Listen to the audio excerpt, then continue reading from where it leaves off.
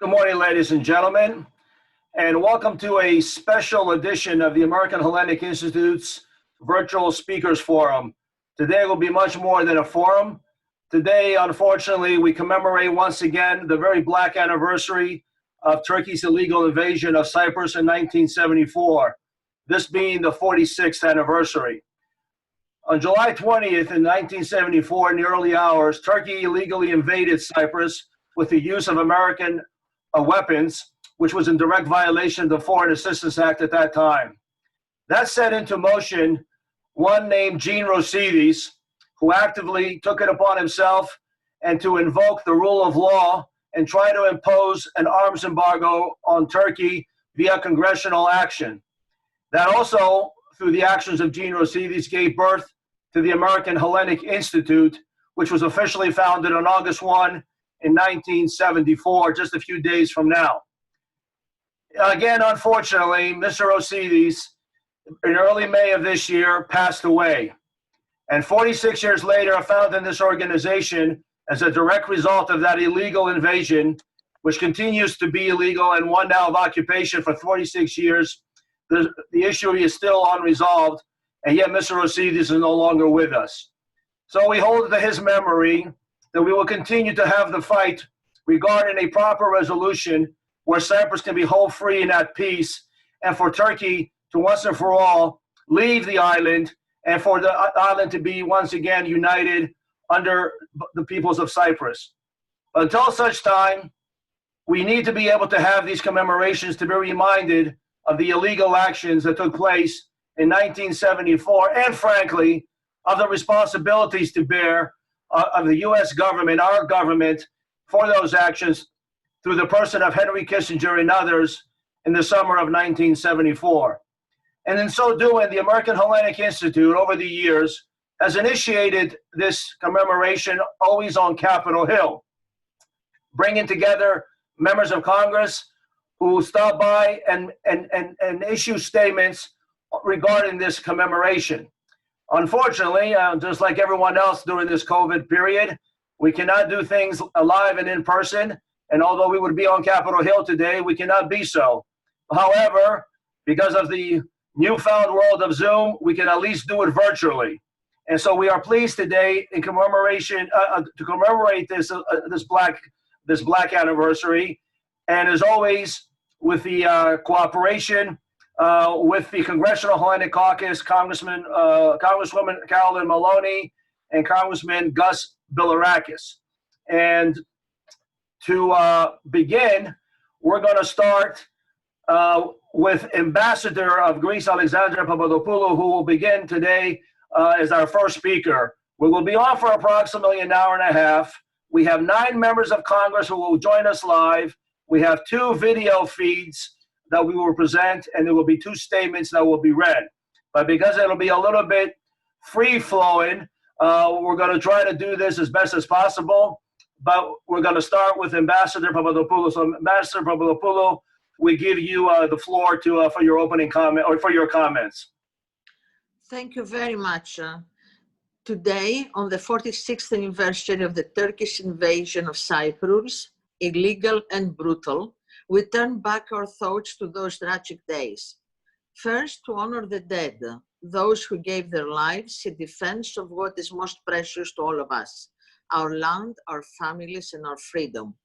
And then we turn our thoughts to the most tragic figures of the invasion, the mothers, the wives, the children, the elderly, who lost their lives, victims to the brutality of the invader, or lost their families and were left behind in devastation to mourn and rebuild. Second, to pay homage to our Cypriot brethren who came out of this tragedy strong and resilient and managed to rebuild a model state, member of the European Union, among the most prosperous, democratic, and free in the world. Third, to renew our determination to never forget. Never forget what happened. Never give up on our goal to reunite the island in one single federated state, according to the UN resolutions, in peace and freedom for all its citizens, free from foreign occupiers, and able to decide on its own path in the future for the benefit only of its citizens. Greece and Cyprus stand together in the pursuit of this goal. Greece and Cyprus stand together in bringing unity and freedom to the whole island. Nicosia cannot be the only divided. Not yet, sorry. Okay. Maybe if you wouldn't mind just running through it one time, I could read it like I'm. Actually, staff. Go ahead, Madam Ambassador. Keep going. Yes, keep going. Nicosia cannot be the only divided capital in Europe. The European values and principles do not allow this situation to continue. For all of us who lived through the tragedy of 1974, nothing can be forgotten. I am old enough to remember the pictures on Greek TV. It felt like a knife in the heart. It still feels so. And the only thing we can do is just to remember, vow that it will never happen again, and give a promise that we've managed to bring the island together again as a free, democratic member of the European Union, a whole country. Thank you. Thank you, Madam Ambassador. I very appreciate your comments and being with us here this morning. We know that certainly Greece has had a difficult 24-hour period, but as we've heard earlier today, we heard that things are de-escalating in the region, and we certainly hope that is the case and will continue to be so. So we wish you, again, thank you. You can join us as much as you like, but at this time, we do have a very important member of Congress here with us, a good friend, somebody that he and I go back many, many years because we attended the same college together when it was called Trenton State College, and now, of course, the College of New Jersey. And I had the honor when I was hosting a major event on campus, on my senior year, to have Congressman Smith back in 1983, not to show how old we are, Congressman, to be a keynote speaker. And of course, the Congressman has had a tremendous career here in Washington, and has been a tremendous fighter for human rights through his work, on the Helsinki Commission. He has been in the forefront speaking regarding the violations of Turkey on human rights, religious freedoms, and so forth, and a true friend of the Eastern Mediterranean as it relates to the rule of law. So, Congressman Smith, it's a pleasure to join you here, to have you here with us today, and I give you the floor. I need to unmute.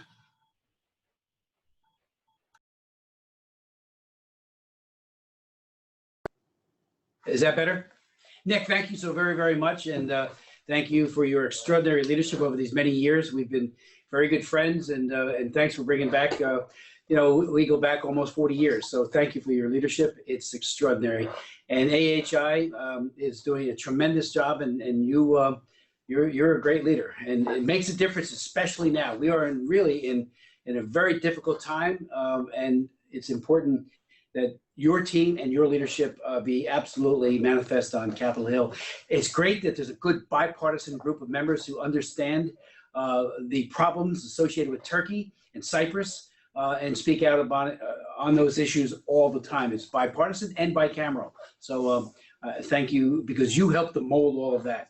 We remember the 46 years since Turkey's infamous invasion and its illegal occupation of Cyprus that includes, as you know so well to this day, some 40,000 Turkish troops, the settlement of tens of thousands of mainland Turks in the occupied territory in clear violation of international law, the encroachment upon Cyprus's exclusive economic zone, and the maritime infringements by Turkey's navy. As you know so well, President Erdogan continues to commit serious human rights violations, including pervasive persecution against Christians, especially Orthodox Christians, and now through the hand-picked Turkish Council of State, has decided again to turn the great cathedral at Hagia Sophia, now a museum, into a mosque. That very, very important former church was constructed and repeatedly renovated as a Greek Orthodox church, as you know so well, of the Holy Savior in the 5th century, and then converted into a mosque in 1511 before becoming a museum in 1945. This is something that the mainstream media, our State Department, and much of Washington insider establishment has largely ignored, perhaps because they simply don't understand its significance. What it signals to you and me and those of us who follow this closely, an intent to wipe out any cultural, religious reminders of the Christian past or present of what now constitutes modern Turkey. It also marks the death knell of so-called Turkish secularism, though we should remember that it was a Turkish secular state which burned Smyrna, ethnically cleansed Anatolia, committed genocide a century ago against the Armenians and other Christians, and invaded Cyprus again 46 years ago. But beyond this, it also shows Erdogan's efforts to challenge Saudi Arabia for leadership of the Sunni Muslim world and to reconstitute the Ottoman Caliphate.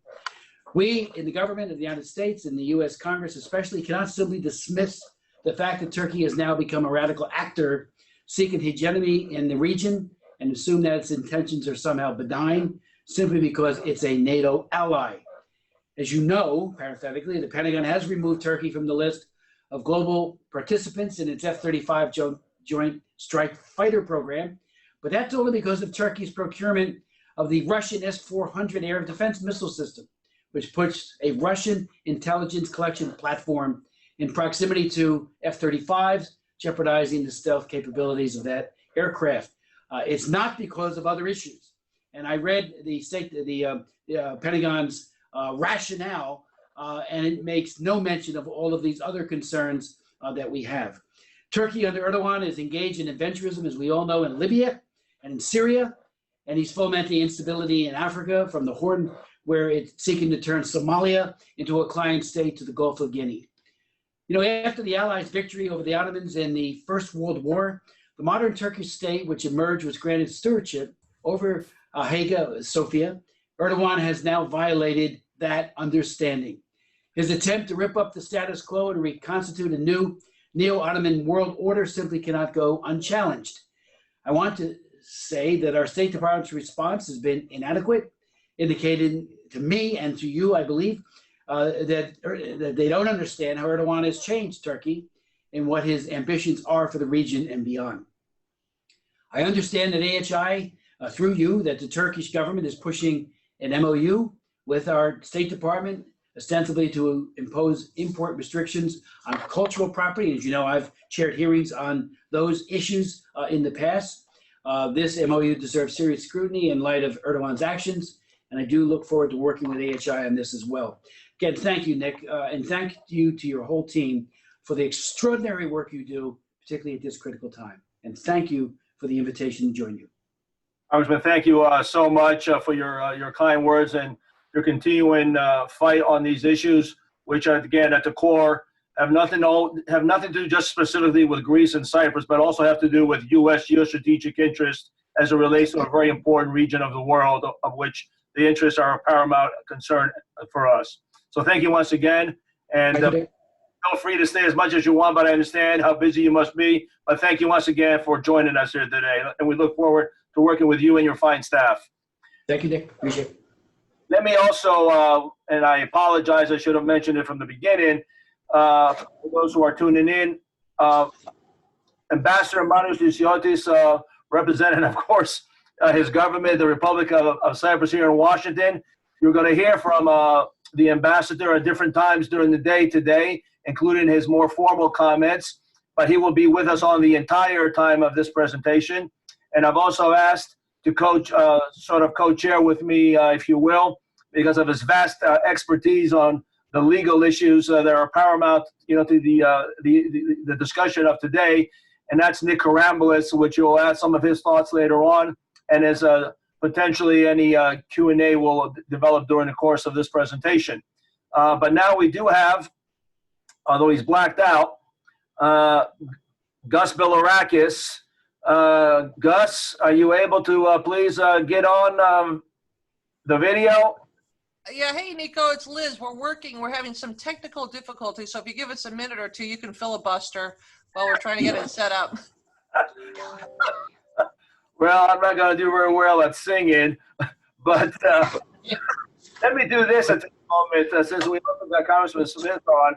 Nick Karamboulos, yesterday there was really sort of an important amendment that was passed and introduced and passed by Adam Kinzinger and Abigail Spanberger in the Defense Authorization Bill that passed overwhelmingly regarding for the president to impose the CATSA laws on Turkey. And apparently Senator Risch, chairman of the Foreign Relations Committee, has also introduced it in the chamber.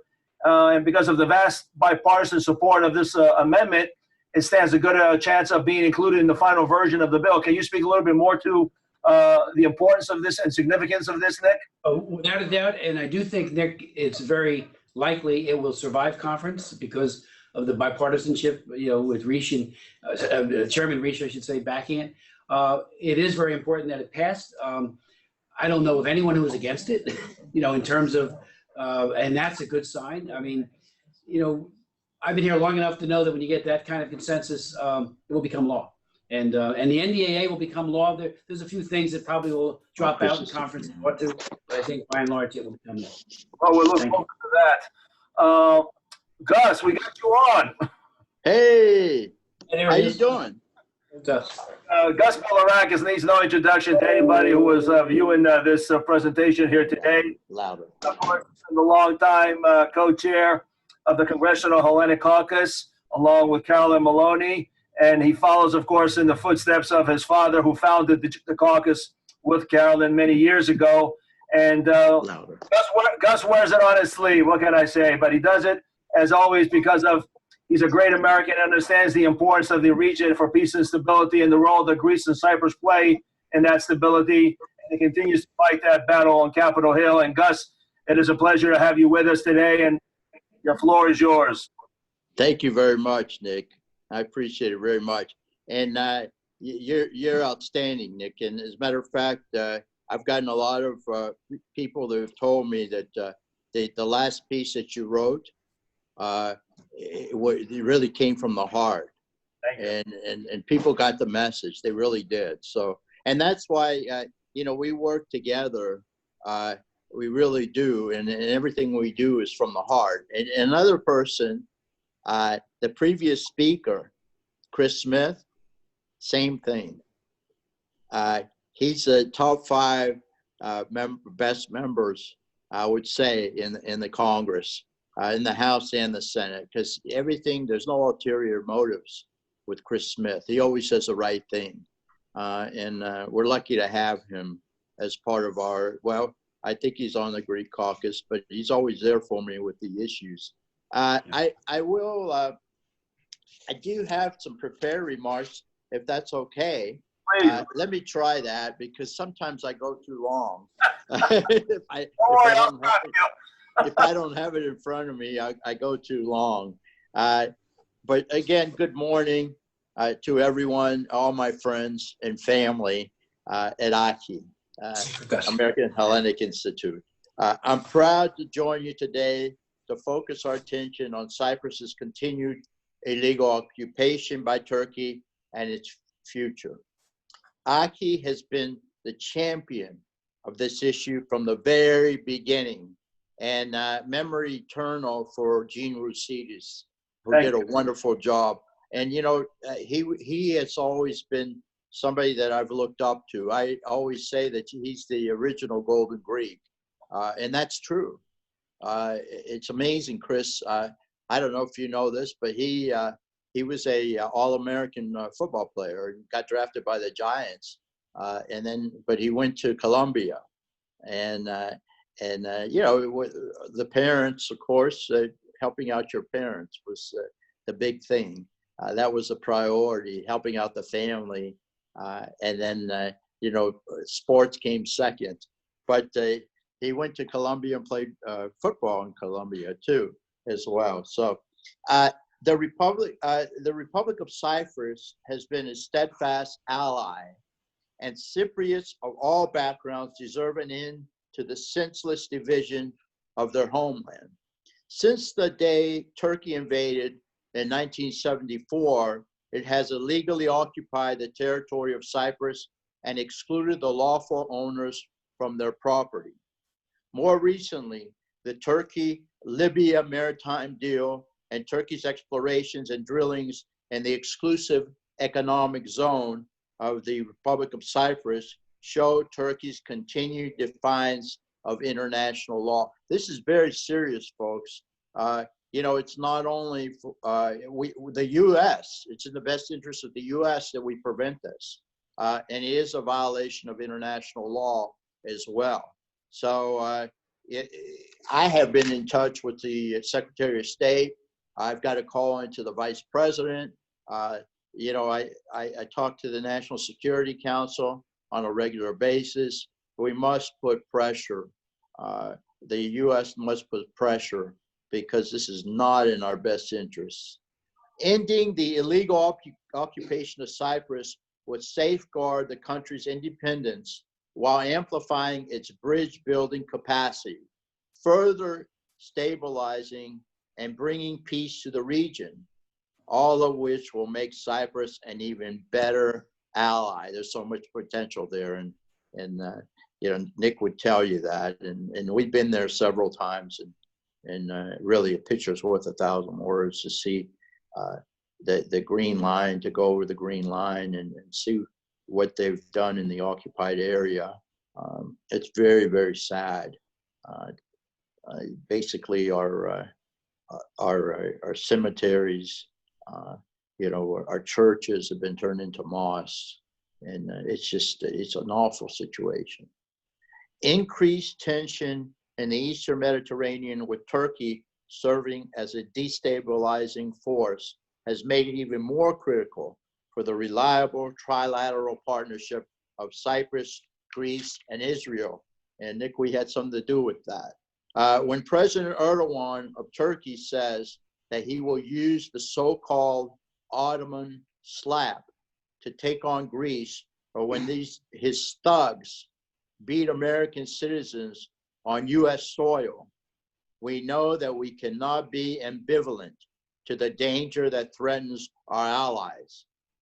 Whether it is the launching of the Gaza flotilla that seeks to arm Hamas, or the constant violations of Greek airspace that occurs daily, I'm told, by Turkish fighter jets, you know, even over the island where my grandparents were born, or sending warships into Cypriot waters, Turkey is a bad actor and is not acting as a reliable ally to the United States, because that's first, as we say, our country, the US of A, is first.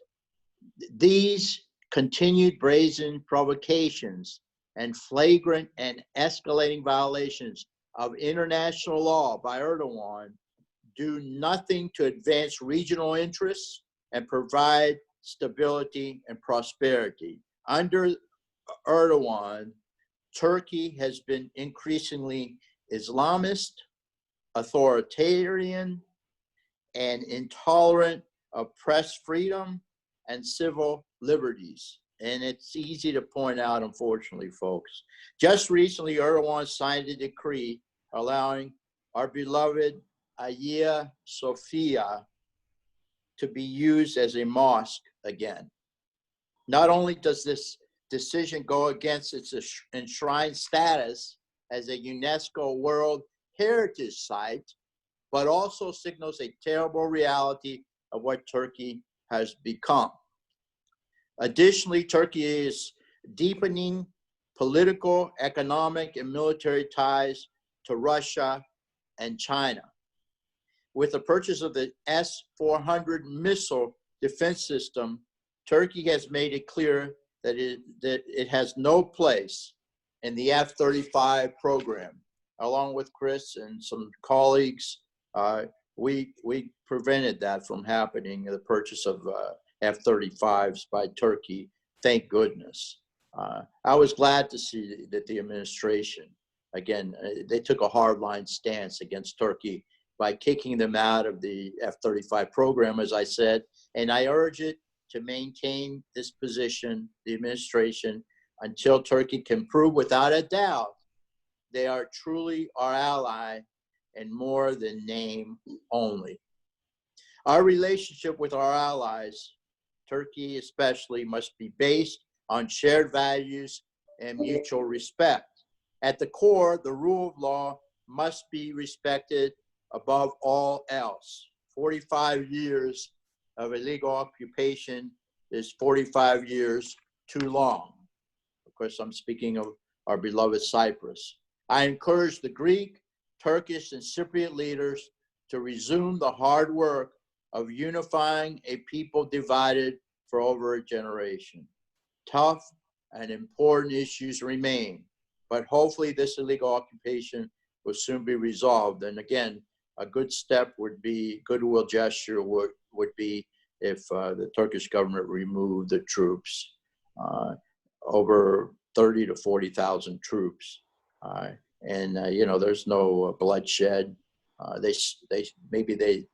worst, they use spitballs to go back to each other. I mean, there's peace there, and there's no reason why those troops should exist. And I will add that the Turkish Cypriots are being discriminated by Turkey, so they're treated as second-class citizens over there, and they're building these so-called universities and allowing folks from the Middle East that aren't even screened to go on into the occupied territory. And it's a real threat to the Turkish citizens all over the island. And it has to be prevented. The progress of political and energy cooperation between Cyprus, Greece, Israel, and the EU continues to grow. I've been a very vocal champion of strengthening partnerships between the United States and its most critical allies in the Eastern Med, Greece, Israel, and the Republic of Cyprus, and celebrate the Eastern Mediterranean Security and Energy Partnership Act being signed into law last year. We also have allies. The U.S. has allies, Greece and Cyprus in the region, in addition to Israel, but Egypt to a certain extent, Jordan, and of course the European allies, and we can build on that. Again, this is a partnership, the East Med, and it is in the best interest of the United States, and that's what I look at first. This law, the Eastern Med Act, expands U.S. involvement in regional energy pursuits, improves defense cooperation with regional states, and makes clear that Congress will not turn a blind eye to Turkey's regional aggression or pursuit of policies that threaten U.S. interests or that of our partners. I also filed an amendment that actually passed. I think you know about it, Nick, and it was filed in the Senate as well under the National Defense Authorization Act. And the amendment builds upon the successes of the Eastern Mediterranean Act by taking steps to increase the United States' rotational deployments to Greece and diplomatic ties with the Cyprus-Greece-Israel trilateral agreement. This amendment was adopted and passed with the NDAA, showing Congress's continued support for regional security in the Eastern Med. And what I like about that is it's in the Senate too, Nick. So hopefully we have a real good chance that it's going to go survive conference. And I think it sends a good message. So moderate countries in the Eastern Mediterranean have an obligation to strengthen their ties, because the stronger the bonds, the greater the opportunity for building a more prosperous, peaceful future.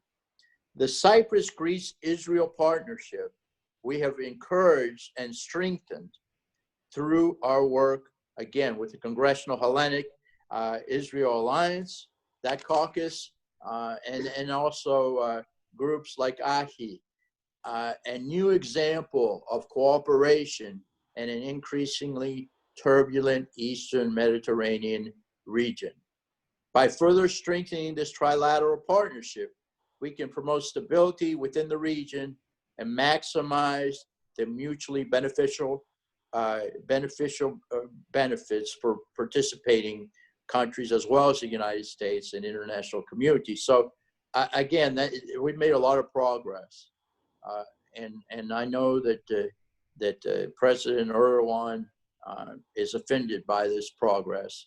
And somebody said, well, they're boxed in. Well, they're boxed in because of for their own reasons, their own actions, Turkey is. So if they come to the table, then this alliance, which includes the United States, so Greece, Israel, the United States, and Cyprus, we can work together for the good of the region and good for, again, the priority is to help the United States, but what's good for Greece and Cyprus is good for the US, and what's good for the US is good for Greece and Cyprus. No conflict there. I think I'm going to go ahead and stop, Nick. Thank you. Because I know you have other speakers, and I apologize for taking too much time, but God bless you, and God bless people like Chris Smith, who's always there for our cause. Thank you very much, and I encourage people to participate in the day of mourning on July 24th, this Friday, for what Erdogan did to Hagia Sophia, and the Catholic faith is also encouraging all Christians for a day of mourning because the cathedral obviously was the largest Christian cathedral, our mother church, for the first 1,000 years. So anyway, Nick, thank you very much for giving me the opportunity. Thank you, Gus. Since we don't have any paid commercial advertising on this station, we can feel free to expand our time. But we've got other members of Congress that are on right now, and I'm going to put them on as they appear on my screen. And that is Carolyn Maloney. Carolyn, if you can please enact your video screen so we can get you on.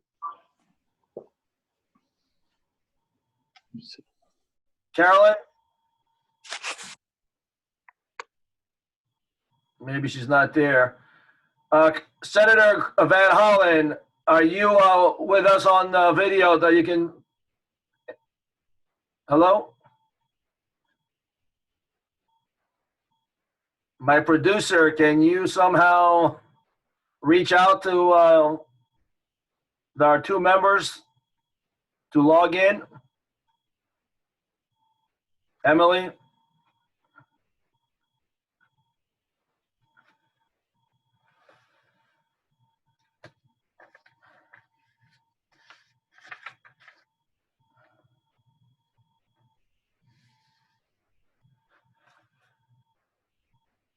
Carolyn Maloney, Congressman Maloney, Senator Chris Van Hollen.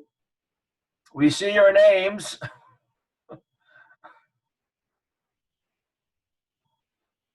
Nick Karamoulis, did you want to say anything also as a follow-up to the NDA amendment of yesterday?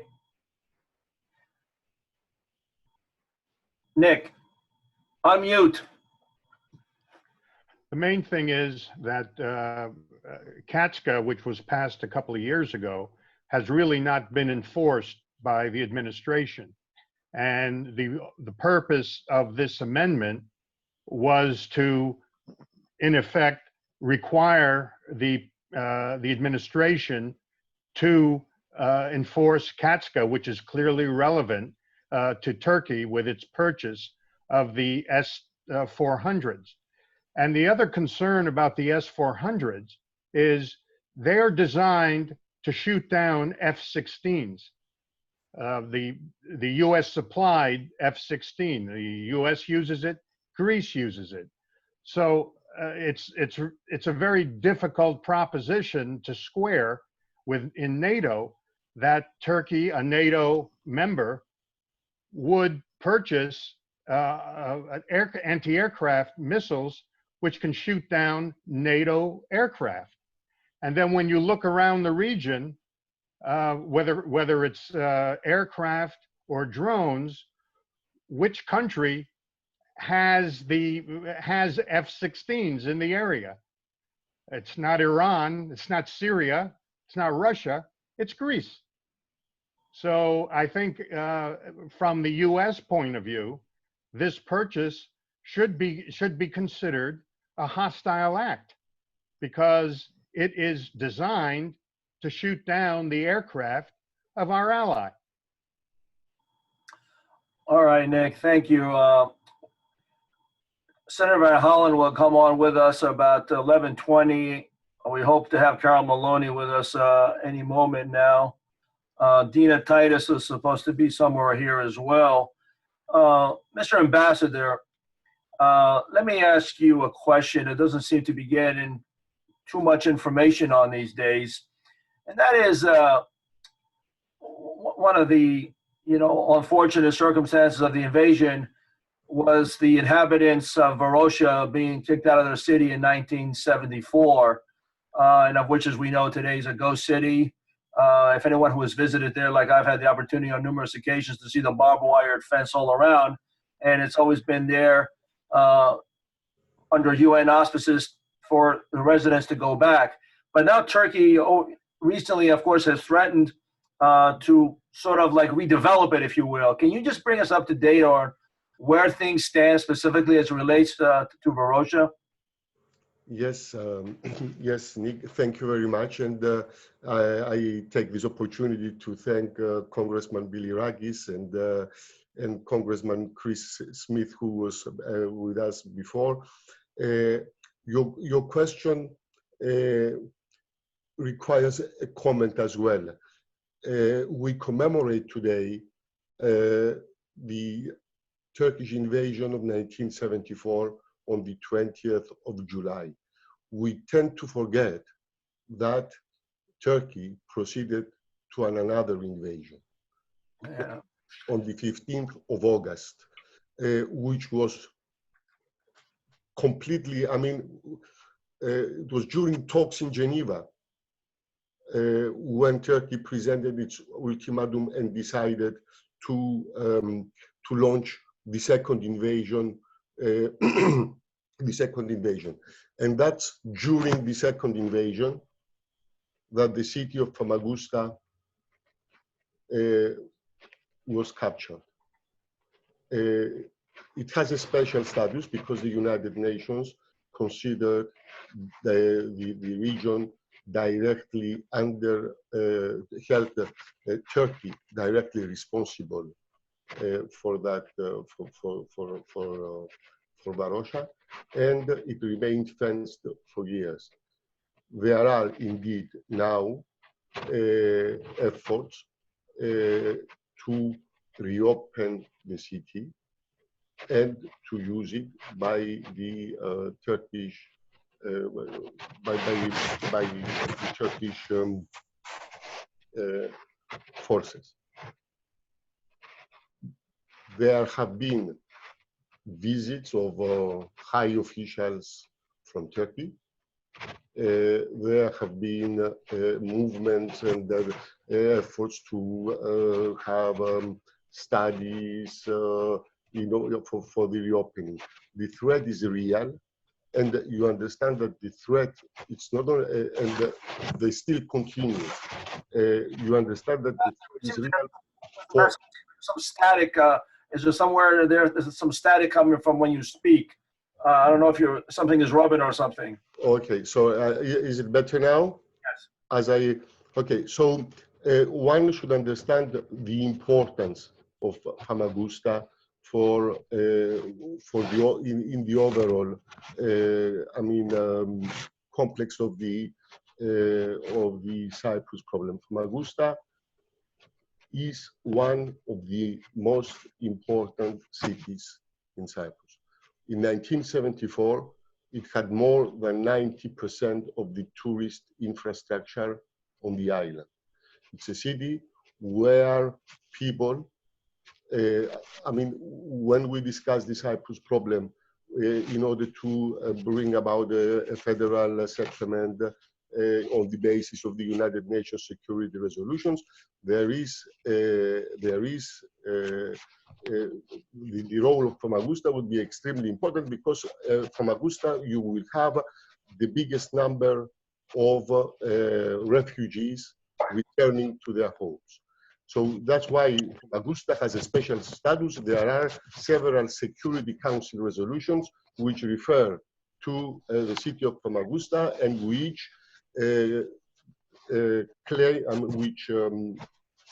call for the respect of the special status of the city. It's, above the fact that, over and above the fact that it's of this special status, as I explained, it's also an essential element of the solution of the Cyprus problem. If you resettle Famagusta with people other than its legal inhabitants, you will have an important further obstacle which would render a negotiated solution much, much more difficult, if not impossible. Thank you, Mr. Ambassador. And we do have with us Congresswoman Grace Ming. Congresswoman, if you are able to reestablish, there you are. Nice to see your lovely face. Well, I think that's a photo, actually. She'll be coming on, hopefully. Congresswoman Ming, there you are. Sorry about that. That's okay. You're being busy. I see you're in your car, probably on the beat in your district, huh? Yeah, well, actually, we're in Washington. I'm about to head to the Capitol, so sorry I'm in my car. But Wednesday, it still is Wednesday, of course. I forget. It's like Groundhog Day during COVID. But it's a pleasure to have you with us, Congresswoman Ming, a tremendous supporter of the rule of law and issues in the Eastern Mediterranean. And we give you an opportunity here today to say something on this Black commemoration. And thank you for being with us. And again, thank you for your advocacy and support on Capitol Hill over the years that you've been there. And we look to continue to further our relationship and to move these issues forward. Congresswoman. thank you. Thank you for the kind introduction. It's just great to be here with all of you today, even though it's just virtually, but still honored to have the opportunity. Just wanted to send my greetings and appreciation and gratitude to our Ambassador Lysiotis. Thank you for your words. I'm sorry to have signed on late, but I will catch up. Also to Ambassador Papadopoulou, I think is here as well. It's great to be here with all of you. I mean, this is really such an important day to remember and to observe, to really commemorate the many lives that were lost during the Turkish invasion of Cyprus and the impact that the Turkish presence has had on the people of Cyprus for almost 5 decades. I know that the impact of the Turkish invasion is really still deeply felt by families across the region and even right here in the United States and in my home district in Queens, New York. From families of the missing persons to the pain and trauma of the destruction of ancestral homes and important historical and religious sites. I'm happy to join you today as a proud member of the State and Foreign Operations Appropriations Subcommittee and a member of the Hellenic Caucus. And in fact, just this week, we will be voting on this SFOPS bill on the House floor, a strong bill that highlights the U.S. Hellenic partnership and includes critical foreign assistance through the International Military and Education Training Program.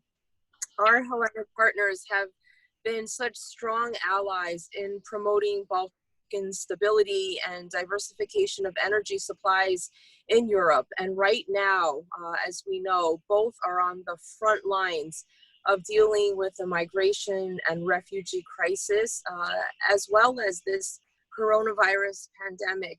And I'm proud to have supported the U.S. providing technical assistance on managing these important security issues. I've also worked to be a strong advocate for countering Turkey's posture against U.S. national security interests. We've supported amendments to appropriation bills that would, for example, restrict Turkey's ability to purchase F-35s from the U.S. until they cease purchasing Russian S-400 air defense systems. You know, I hear all the time from people back at home about the importance of the U.S. Hellenic Alliance from my own constituents in Queens. And I'm proud to represent areas like Bayside, Queens, where you can literally see and feel and witness the tremendous contributions of the Hellenic community in our neighborhoods, schools, business community, etc. And so these people-to-people relationships are really just as important to me as joint military and energy partnerships in maintaining the U.S. Hellenic Alliance. So thank you all for your tremendous support over the years for these important partnerships. I hope that all of your families are safe during this time, and I look forward to continuing our partnership together. Thanks for having me. Thank you, Representative May. We very much appreciate you being with us today, and continue to look forward to working with you in your office on moving these issues forward in a positive direction. So we wish you all the best. Thank you. I think you need some more awards on your wall, Nick. Yeah, I know. That's what 33 years gets you. A lot of wood. We do have Dina Titus has made an appearance. That's a lot of file cabinets behind you there, Congresswoman. You must have a lot of papers to look through. I can't hear you. I'm coming.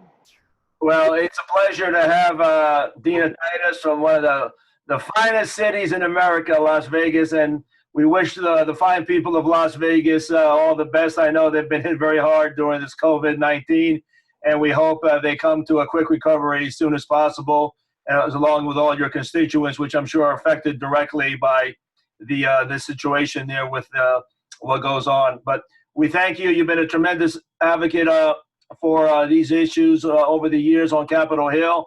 We can't thank you enough for your advocacy, even as recently as, I guess, just a couple of days ago when you included an amendment regarding to put some pressure on Hagia Sophia. And maybe you can speak to that as well in your comments. We welcome you, we thank you, and the floor is yours, Congresswoman. Well, thank you so much, Nick and Mr. Ambassador. It's nice to see you, but you know, Greeks like to gather personally and eat and drink and do this to each other. And this, I don't know about this virtual stuff, but it's better than not getting together at all. And thank you for mentioning Las Vegas, Nick. I know Greeks love to gamble and come and see me, but Las Vegas has got the highest unemployment in the country right now because we so depend on tourism. You were mentioning about the tourist infrastructure, Mr. Ambassador, in Cyprus. It was like a twilight zone to drive down the strip and see all those big casinos closed down. It's just unbelievable. So we're trying to come back gradually and just hope that it doesn't spike again. I could actually just say ditto or me too to everything that Gus has said or that Grace said in terms of all the issues. We've been doing this for a long time. This is the 46th year, and I don't know that things have gotten any better.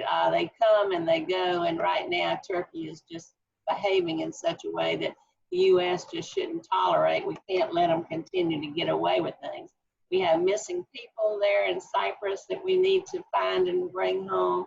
We have sacred sites that are being destroyed, artifacts that are being stolen.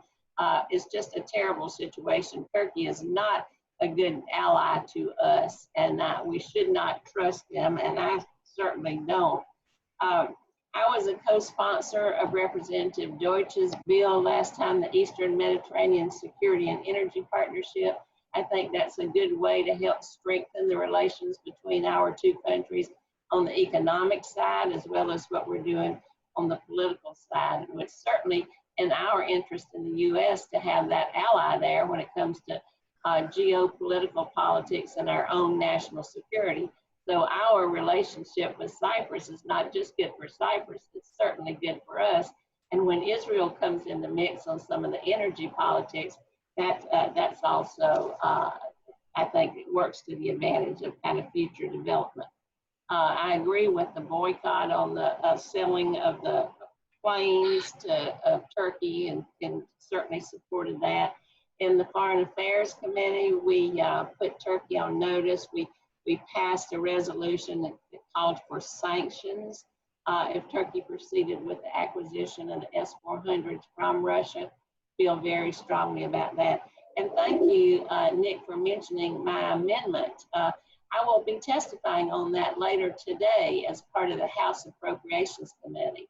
And it's a statement to the State Department for us to condemn the actions of Turkey for taking Hagia Sophia and turning it from a museum into a mosque. This is a UNESCO site of international heritage, culture, religion. It is so treasured by so many, certainly to Greeks, but to all the world. People appreciate its beauty, its architecture, its meaning, and to have Turkey now suddenly turn it into a mosque is just unacceptable. So we're going to do everything we can there to try to fight that and be sure that Turkey is not just hearing some kind of wishy-washy statement from Pompeo, but a strong statement coming out of the Congress that that's just not acceptable. So I'll testify on that today, and I feel like it will be accepted as an amendment, and I think Gus has signed on to help us with that. I appreciate that, Gus, and John Sarbanes and Mr. Pappas too. We're all united in our effort to do that. So it's a good issue that the Hellenic Caucus is working on. So you know, I'm the only Greek woman in the Congress. Send me some more, but you know, it's my heart, it's my blood. Anything y'all need, you can always call on me, and it's a real pleasure to always work with you, Nick, and thank you for bringing us together, even if it is virtually. Thank you, Mr. Ambassador. Thank you, Representative Titus, very much. And as we always say, we need to use everything at our disposal to be able to continuously bring to the forefront where Turkey is violating international law, U.S. law, and what we should be able to utilize to put pressure on Turkey. And this amendment is just one of those kind of situations where you were able to identify, and we congratulate you for this effort. And I'm sure this amendment will have good results. We do have, although not Greek by blood, but Greek in every other way, our own Bubulina on Capitol Hill, Carolyn Maloney, Congresswoman Carolyn Maloney, who with Gus Bilirakis co-chairs the Hellenic Caucus, and with Gus's father Mike was the original co-chairperson of the caucus, and really a woman that needs no introduction but for us to say thank you for all the work that you've done all the years on Capitol Hill to advocate for issues in the Eastern Mediterranean. And AHI, of course, takes special pride, and we were the first organization back in 1992-3 took you on your first visit to Greece at that time.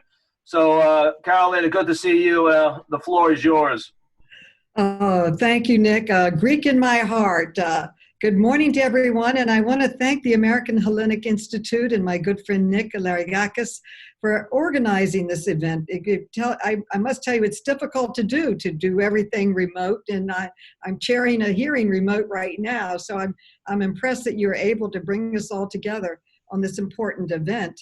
And thank you for ensuring that we are now able together to acknowledge and commemorate, even in the face of a worldwide pandemic, the important anniversary. And as co-chair and co-founder of the Hellenic Caucus, I am honored to join all of you in commemorating the 46th anniversary of Turkey's illegal invasion of Cyprus.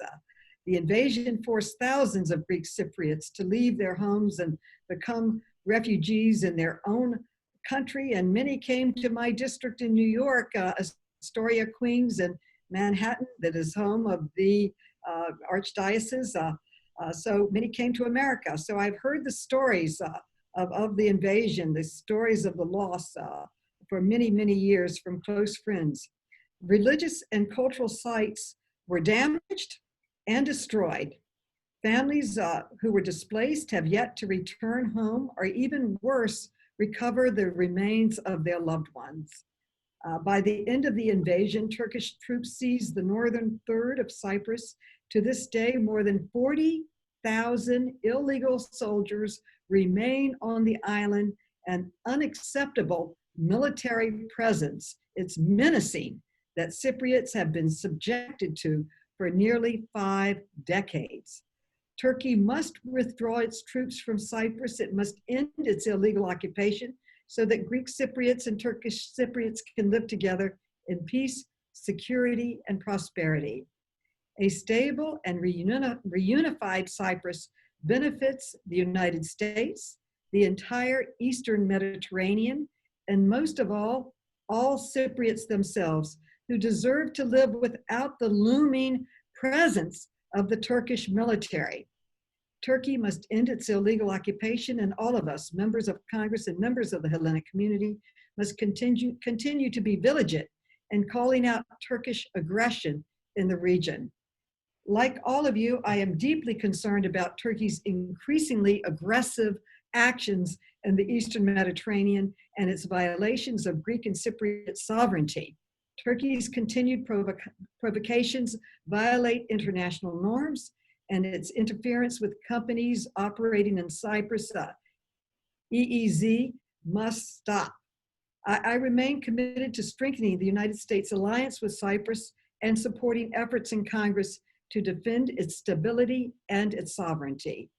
Since the caucus was formed, and I'm very, very proud of this, we have been successful in preventing any legislation from passing Congress that would undermine our relationship with Greece or Cyprus. When I first came, it was a common occurrence to have legislation on the floor that we had to run down and fight. But now with so many members of the caucus, they don't even try because they know we have the votes to defeat it. I am very proud to co-sponsor the Eastern Mediterranean Security and Energy Partnership Act, which was signed into law last December and lifted the arms embargo on Cyprus in place since 1987. The State Department recently announced it would be providing IMET military training and military assistance to Cyprus as part of its Eastern Mediterranean strategy. Congress has also ended the sales of F-35 fighter jets to Turkey, sending a clear message to President Erdogan that the US will never support its aggressive and illegal actions in the region. And as you know, the F-35 is our best fighter plane in America, and we were very proud of the caucus's leadership in making this happen. These actions also send a clear message that the United States continues to view Cyprus as a vital partner in global and regional security, economic cooperation, and energy development. And I am proud to work with my colleagues in Congress and my friends in the community to preserve and strengthen our relations with Greece and Cyprus and defend them from external threats. Rest assured, the Hellenic Caucus will continue to stand firm in its mission to ensure that our relationship with Greece and Cyprus are always a top US foreign policy priority. And it is you who make us aware of this so many times. He does a terrific job for the Hellenic community, keeping us informed, introducing us to new young leaders and students from Greece descent here in our country and Cyprus descent. And he's been an incredible leader and source for our caucus. I want to thank you for inviting me this morning and for your many years of friendship, for taking me to Greece and introducing me to this incredible country to whom we owe so much of our own culture, our own heritage, our own democracy even. So many of our values came from our great ally, Greece. And thank you for your tireless advocacy for a Cyprus that is united, at peace, and free. I am just a phone call away for any concerns that any Hellene has, whether it's your social security, your health care, or peace and justice in Cyprus and in Greece. It is my honor to have so many friends in the Hellenic community. And it is always an honor when people ask me when I'm giving a speech or talking, they'll always come up and they'll say, "Are you Greek? Are you Greek?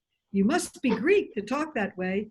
But I'll have to tell you, you don't have to be Greek to know the importance of a united, independent Cyprus with the military from the Turks off the island. You don't have to be Greek to know that we have a strong ally with Greece and that we must always be there when times of need and times of joy. And you don't have to be Greek to just love this country and its people from the bottom of your heart. Thank you so much for the honor of working with you, serving you, and working for stronger ties between our two great democratic countries that owe so much to Greek history, philosophers. You've given so much to the world and to me. Thank you so much. Nick, thank you for having me on. Thank you, Carolyn. Thank you so much for your kind words, and we wish you continued good success, good luck, and all the best to you as you continue to advance your goals and objectives on Capitol Hill and all that you do for our issues regarding the Eastern Mediterranean. And all of a sudden, we were talking with the ambassador earlier about worrying about how we're going to fill in an hour and a half, and now I feel like we're falling behind schedule a little bit. Okay. So with that, I'm going to quickly go to Senator Crist Van Holland, who's been waiting patiently. Senator, you and I go back many, many years. You know these issues intimately very well from the days when you were a staff person on the committee to a member of Congress on the House side, and now, of course, your great career that you continue to advance on the Senate. And unfortunately, we are still talking about Cyprus and a multitude of other issues that continue to come to the forefront regarding Turkey. But today it's about the Black anniversary of Cyprus. And Senator Van Holland, it is a great honor to have you with us here today. You've been a great fighter and advocate for the issues in the Eastern Mediterranean. And I give you the floor for your comments, sir. Well, Nick, thank you for those words. Most importantly, thank you for being such a great leader over so many years in fighting to bring justice to Cyprus and end the division of the island. And it's been a privilege to work with you and Ahi over many years to accomplish that goal. As you said, we haven't achieved it, but we are not going to give up. And that's why it's so important to remember what happened and to continue to bring together these forums on the anniversaries of Turkey's illegal actions and invasion of Cyprus. I want to thank the co-chairs of the Hellenic Caucus. We just heard from my friend Carolyn Maloney and Gus Bilirakis. Thank them both. I also see the terrific Cypriot ambassador, Marios. Nice to see you, and I apologize to others who I have not had a chance to recognize. I don't see everybody here on my screen. We are, of course, marking and remembering what happened 46 years ago when Turkey illegally invaded and seized and occupied 40% of the island. International and bilateral efforts to date have failed to resolve the key issues, including achieving the withdrawal of Turkish troops and the more than 100,000 illegal Turkish settlers on the island, the need to protect the island's rich cultural and religious heritage from destruction, and still these many years later, we still don't have an accounting for all those who were missing in Cyprus. So much work still to be done. And even in the middle of a pandemic, it's important that we come together as we are today to address those issues. As Nick said, I've been working, as many of you have, on these important issues for many, many years. And despite the efforts of successive administrations, both Democratic and Republican, to manage U.S.-Turkish relations, our relationship with Turkey today and Turkey's relationship with those in its neighborhood are more troubled than ever. Turkey has pivoted away from NATO and toward Russia and Putin. We see that in many different spheres, including its decision to deploy Russian S-400 surface-to-air systems, which will put NATO at greater risk and, of course, undermine alliance unity. They've also been taking a series of provocative actions and making provocative statements threatening Cyprus, as well as our NATO ally Greece, in both the Aegean and the Mediterranean, and almost a daily basis, making claims to Cypriot oil and natural gas resources in violation of international law, aggressively deploying ships in Cypriot territorial waters, fighter jets in Greek airspace, and really cynically manipulating the tragic Syrian refugee crisis. to threaten Europeans who want to otherwise take action.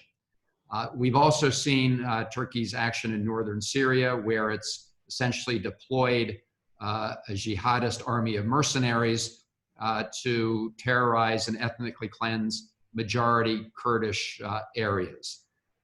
That's the bad news, and that's what we need to make sure that we confront as part of our policy.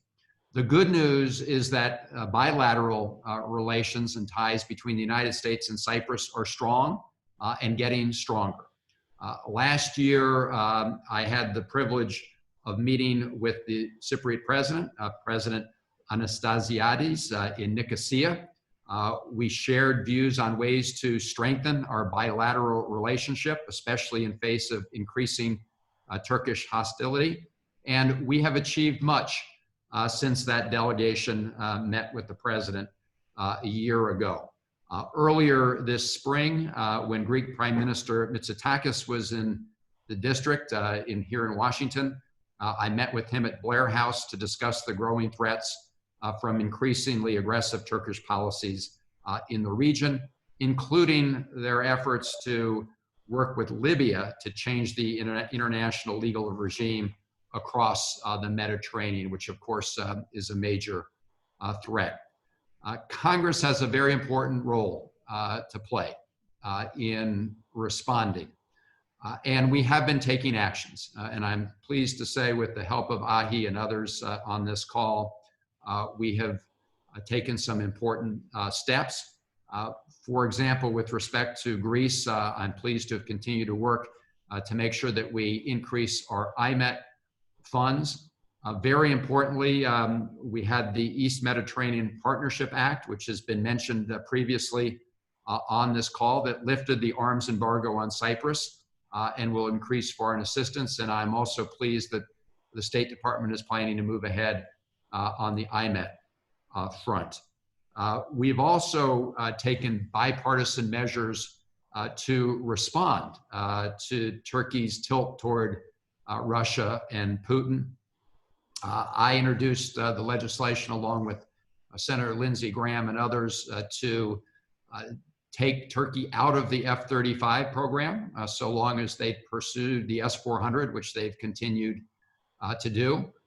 And we are following up aggressively to make sure that the administration doesn't undermine that decision. We're also continuing to push the administration to apply the CATSA sanctions to Turkey for its violations, something that unfortunately the administration has not done to date. In response to Turkey's actions against the Kurds in northeastern Syria, Senator Graham and I also introduced legislation to sanction those actions. So the bottom line is this: we need to continue to work together to prevent Turkey's aggressive actions with respect to Cyprus's territorial waters and oil and gas reserves, as well as stand up to Turkey's actions in violation of Greece airspace and other threats to other territorial waters and international law in the region. It's really important that we uphold various international agreements and UN resolutions, and the United States needs to be on the front lines of taking those actions. So thank you all for the opportunity to say a few words. Most importantly, thank you for making sure that we keep alive the hope of a just settlement on Cyprus. And the only way to do that is to continue to remind people of the illegal actions that Turkey has taken, and continue to summon both the United States and also the international community to do the right thing. And that's what Ahi's mission has been about, and I'm pleased to partner with you in that effort. Thank you, Chris, very much. I appreciate you taking the time here today. We wish you continued good success and look forward to working with you and your staff and to continue to advance these issues. Now we go to Congressman Brad Sherman. who is, again, one of those fighters who's been advocating for these and so many issues in the Eastern Mediterranean, and has also been in the forefront regarding the Armenian genocide resolution for many years, of which had a successful resolution recently. And he comes, of course, from one of California's finest cities, Sherman Oaks. So, Congressman Brad Sherman, the floor is yours. Nick, it's great to be with you, and it's good to remember Gene, who has been with us at all these conferences and was my friend for many years. Good morning. I'm Congressman Brad Sherman from California's best named city, Sherman Oaks. I've had the honor to serve on the Foreign Affairs Committee for the last 24 years, where I am now the second ranking Democrat. I've also spent decades as an active member of the Hellenic Caucus, and it's so great to be with our caucus co-chairs, Carolyn Maloney and Gus Bilirakis. And it is good to be back with you, as I have been virtually every year for decades. I have opposed the transfer of American military weapons to Turkey recently, in opposing the F-35s, even before Turkey decided to acquire the S-400 missile from Russia, because it's not just about the S-400. It's about Turkey and giving them the most advanced plane in the world. But I began my effort on trying to prevent transfers of weapons to Turkey back in my very first term.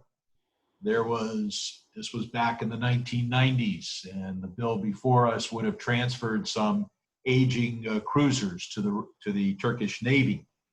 And the argument in favor of it was, well, look at Turkey on the map. There it is next to Iraq and Iran. And my response was, well, with regard to the borders with Iraq and Iran, exactly where will Turkey deploy the naval cruisers?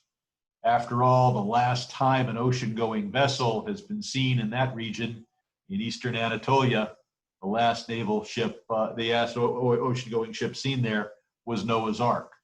So we saw 46 years ago the actions of the Turkish Navy. I have not been a fan ever since. I've worked to improve U.S. relations with the Hellenic world. I, of course, support Cypriot unification, Greek Cypriot rights with regard to the exclusive economic zone, and I support the Ecumenical Patriarchate of Constantinople,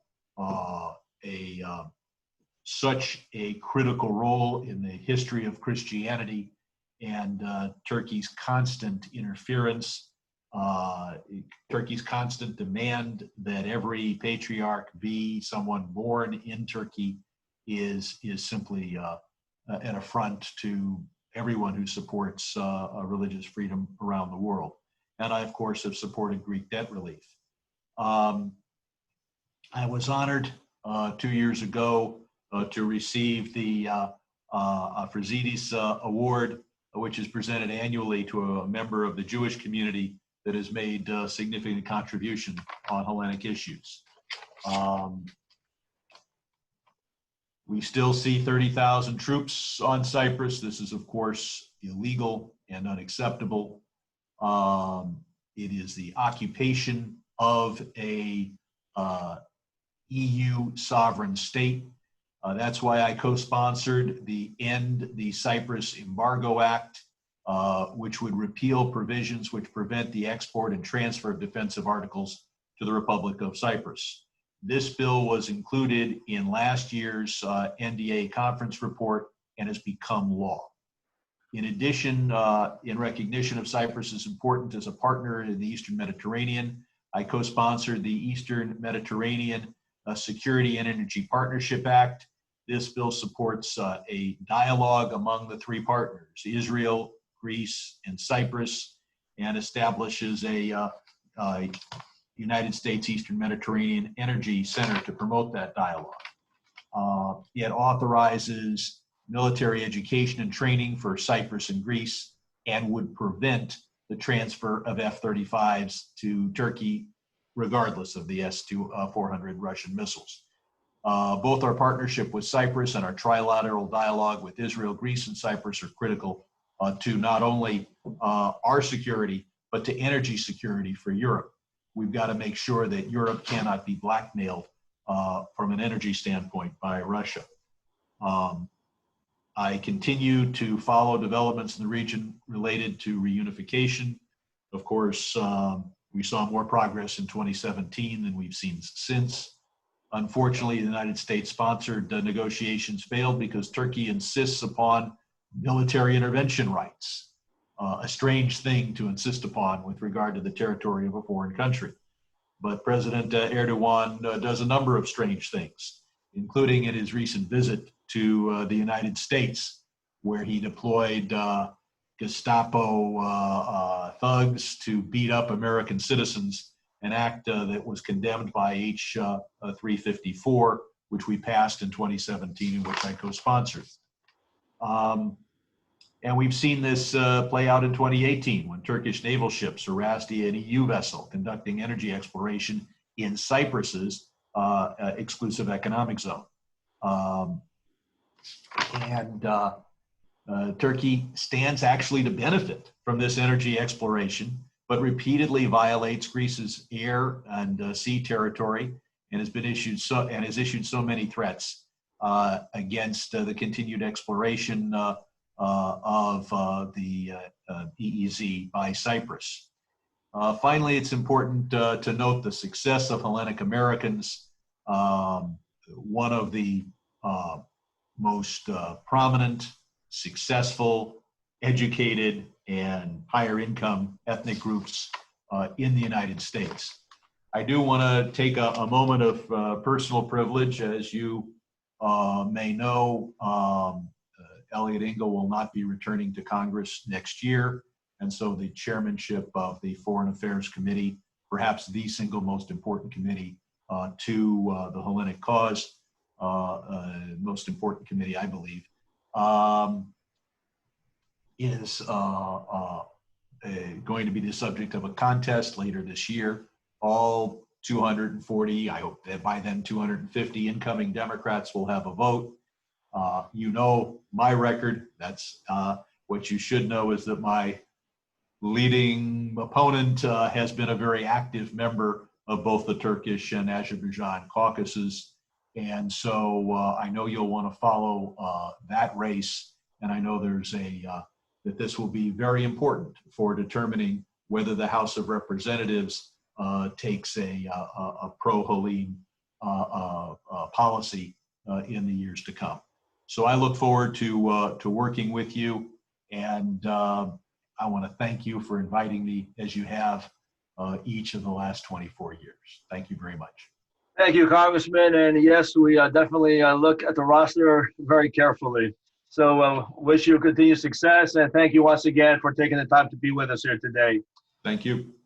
And of course, now we go to someone who, again, needs no introduction to this audience, Congressman John Sarbanes from the great state here of Maryland, who continues to follow in his father's footsteps, Senator Paul Sarbanes, who, again, goes without saying what the work he did to advocate on behalf of the Eastern Mediterranean for so many, many years, dating back to the beginning of when all this started in '74.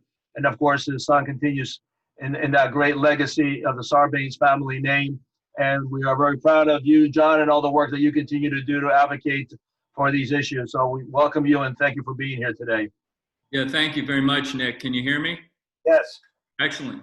Let me thank AHI for convening us again on this sad commemoration, 46 years now since the invasion and continued occupation of the island of Cyprus. I want to salute Gene Recides as we remember him for really devoting his life and career and so much of his energy to trying to restore justice for Cyprus. And we carry that fight forward on behalf of many and with the legacy of so many advocates, but among them, chief among them, is Gene Recites. It's really amazing to me how we sustain this effort, because 46 years is a long time, and there's been many frustrations along the way. But we're not giving up. That's the message of these annual commemorations, and frankly, the work that goes on with groups like AHI and so many others day in and day out, is we're not giving up on this. We know what the right result has to be. We know the island has to be reunified. We know justice has to be brought to bear. We continue to be anguished and outraged by Turkey and Erdogan's attack, really by land, by air, by sea, on Cypriot interests. And I want to salute Ambassador Lysiotis and Papadopoulou for their presence and joining us here today. We see every day examples of Erdogan being completely unhinged. Most recently, just in the last day or so, with what's happening at Castellorizo, which is incredible. And we understand that as much as he's unhinged in his behavior, sadly, unfortunately, he is largely unfettered in carrying it out, because we can't seem to get the kind of unified response, which I think ought to be led by the United States, in checking him on his actions. This is a man who knows no bounds. He is highly transactional in the way he operates. And if you don't push back on him, he will just continue to take and take and take and challenge. And we know this because we've been close to his behavior for so long. And I think we've made great strides, and I have to salute AHI and others on this call for the progress we've made in the last just 2 or 3 years in the US Congress in pulling this veil away from the eyes of members of Congress here in terms of who Erdogan really is. We should not understate the achievement of the Eastern Mediterranean Security and Energy Partnership Act, which we got passed last year. It creates a foundation, a platform for the kind of advocacy and measures and pressure that we can bring to bear as we move forward, and strengthening the partnership and the strategic alliance with Israel, Cyprus, Greece, and the United States in the Eastern Mediterranean. So we need to build on that accomplishment. Very, very important. We have the CATSA sanctions available to us if we would use them. And we certainly continue to push on the administration and the US foreign policy establishment to weigh in more strongly in terms of responding to Turkey. And Erdogan takes a kind of macro view. In other words, if you don't push back on him in one place, he will interpret that as a green light to be aggressive in another place. And we should respond in kind. In other words, if he does something relative to Cyprus that we don't approve of, and we have sanctions that we can pull on in some other area of engagement, like response to the fact that Turkey is buying these S-400s from Russia, then lean on him there to make clear to him that we're watching his behavior and conduct across the board, and there's going to be consequences for that behavior. So I join you in continuing to be anguished and outraged by the occupation of Cyprus. We know the 40,000 troops that remain stationed, 160,000 settlers that continue to be used to have this iron grip of Erdogan and Turkey in northern Cyprus, the ongoing desecration and expropriation of places of worship and cultural treasure and history that we've seen in the north of the island at the hands of the Turkish settlers and troops and Erdogan's impulses. And we're not giving up. In fact, John Lewis, who we are honoring this week, and I'll mention that in 2015, which was the 50th anniversary of his march across the Edmund Pettus Bridge, and the 50th anniversary of the cover of Life magazine having a picture of Archbishop Jacobus standing with Dr. King. I had the privilege of going to Selma in 2015, standing with John Lewis and Archbishop Demetrius at that time, in a sense recreating that iconic photograph from Life magazine and holding it up. And here's what John Lewis finished every single exhortation to us with, whether it was standing in a crowd or it was standing in our caucus here in the Congress. He said, never give up and never give in. And that's the message I bring to you today. And I thank you because you're not giving up, you're not giving in. We're gonna prevail. There will be justice for Cyprus. We're going to carry that fight. And so I appreciate the opportunity to join you for just a few minutes, and thank you for your terrific work. Thank you so much, John, and very well said.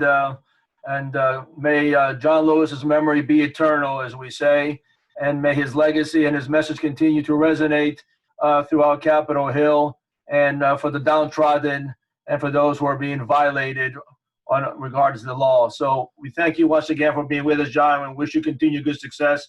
And please give our best to your father as well when you see him. Thank you, Nick. All the best.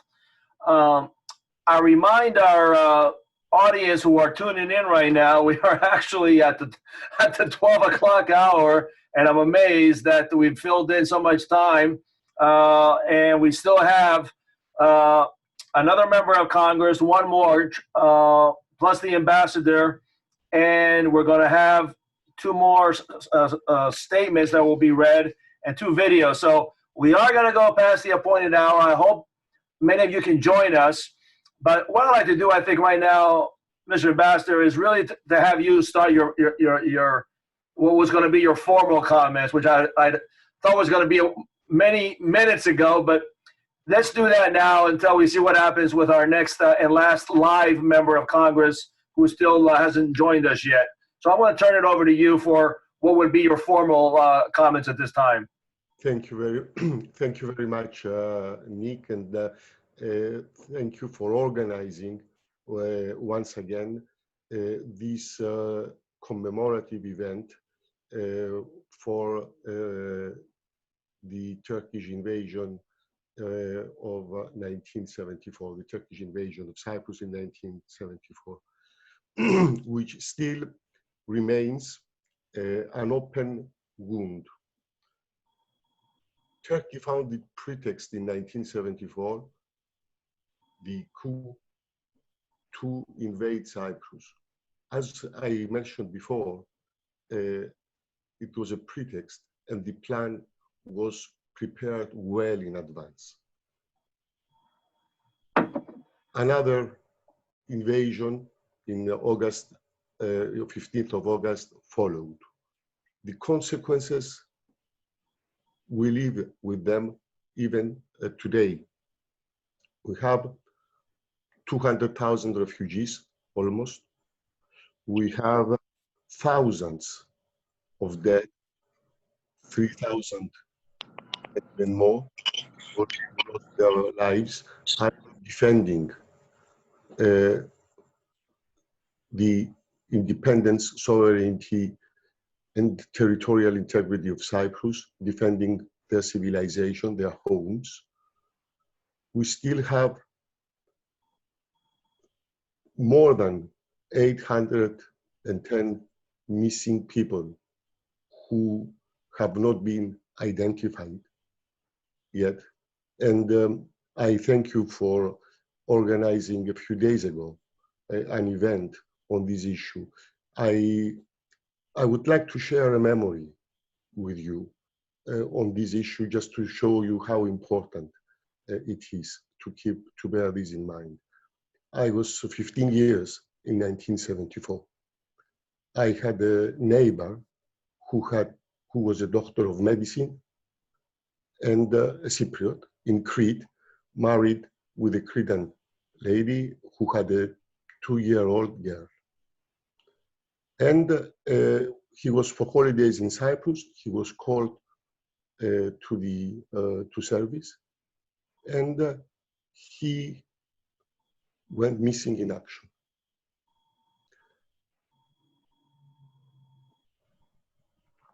I still remember his mother every year since, during these days, pacing the whole night the balcony of her apartment.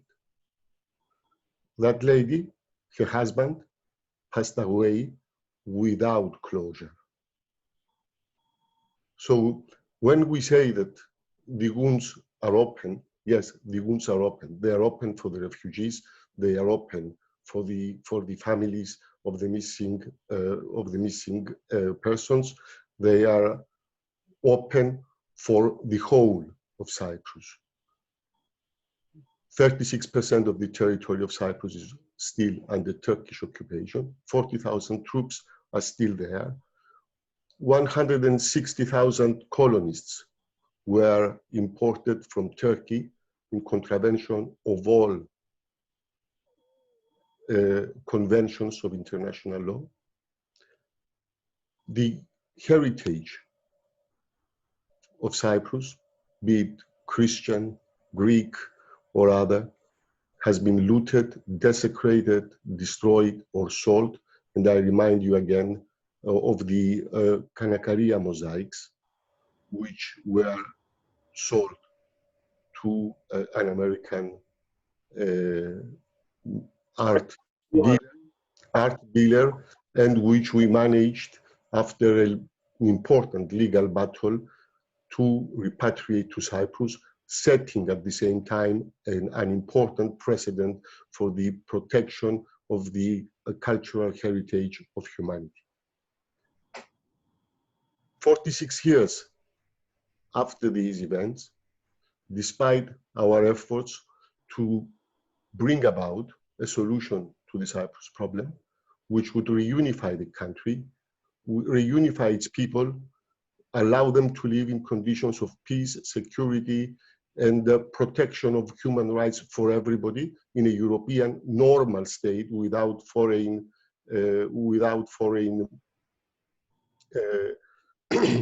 rights of intervention or foreign troops on its soil. We are still struggling. Turkey, 46 years after, we're still experiencing a new Turkish aggression. You mentioned before the threats for the settlement of Famagusta. Previous speakers mentioned also what's going on in the exclusive economic zone of Cyprus, when Turkey exploited everybody's attention was focused on the COVID crisis, and Turkey didn't consider anything. They moved and they proceeded to yet another, the 6th illegal drilling in Cyprus's exclusive economic zone. We believe that the United States, which is a permanent member of the Security Council and the key player who has a particularly important role to play in exerting its influence to Turkey, giving a clear message so that they de-escalate.